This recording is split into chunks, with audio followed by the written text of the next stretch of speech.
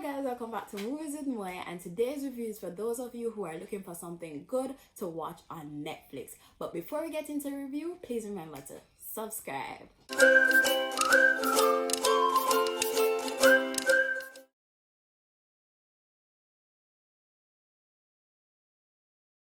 So today we'll be reviewing A Silent Voice.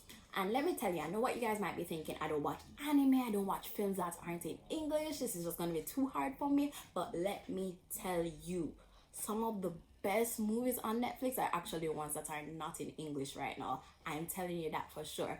And one of the best things about these non-English movies is that they have such good and unique and interesting plots. Just like A Silent Voice.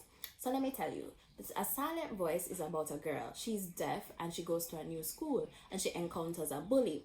Now what you might be thinking, oh, is it one of those cliche movies where she falls in love with the bully or whatever? Nah, none of those. It actually takes you through the whole life of the bully after the bullying. So let me clear that up for you. So what happens is that this guy bullies this girl, rips out her hearing aid, does some awful things to her, and the whole class realizes, like, damn, this guy is awful. He's an awful human being. And then from junior high up, because he bullied her in elementary school, from junior high up, it just stopped being his friend. He had no friends, and he started to get suicidal. He felt so alone, and he decided that he wanted to kind of repair what he did, like, because he destroyed that girl. Like, he was so horrible to her. He wanted just to repair that relationship and to repair his relationship with others, especially because he was just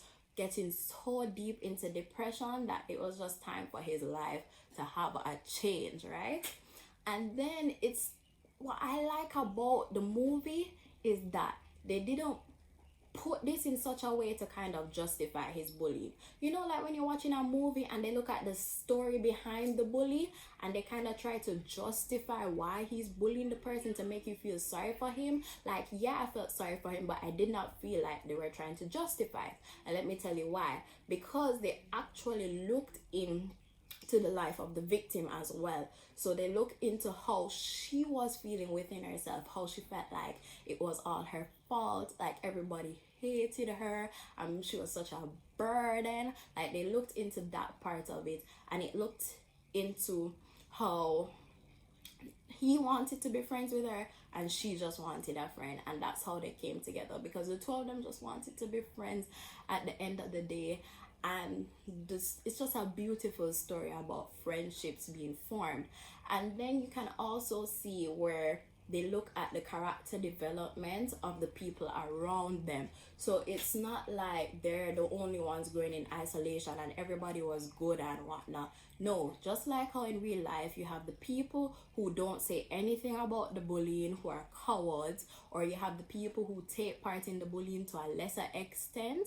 They looked at that as well. Like, they looked at how those people came to acknowledge the fact that, hey, even though I wasn't actively bullying you, I failed as a friend. I was a coward. I didn't speak up on your behalf, or I did not stop you from being such a bully, you know. And I really liked that. So it looked at all angles. So let me tell you, it wasn't a typical kind of high school anime drama. No, this one actually, I'm not gonna say this one actually had substance, because a lot of them had some, but this movie definitely has substance, and it definitely is one of the better movies to watch on Netflix right now. So please give it a try. Okay, so now that you know a little bit about the movie, I'm just going to look over its high points and low points. So for me, the high points were the emotional side of the movie. It definitely caused you to feel something. The person who recommended the movie to me said it put them through emotional turmoil.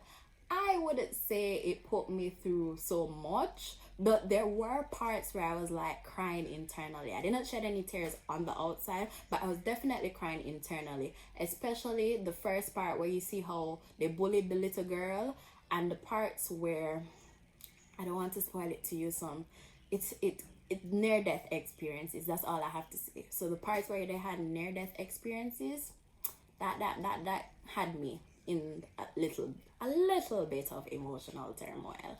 Low points, there were some parts where I was confused. Like, it was just a lot of things happening within the plot that I was kind of like, okay, this is happening, this is happening, this is this person's relative, so on and so forth. I was a little confused with that, but it wasn't anything too confusing, so it didn't really take away from the movie. And overall, I say this deserves a 7 out of 10. Pretty good watch. I felt fulfilled after watching it, and I'm sure you will too.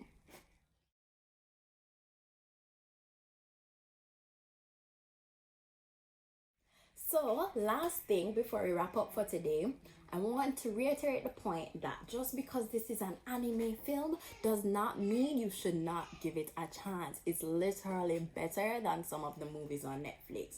Just letting you know that. And I've also taken the liberty of asking my followers so for more anime films and series suggestions for you guys. And if you want to see that, you have to follow me on Instagram at Movies with Moya. So follow me right here to see the list.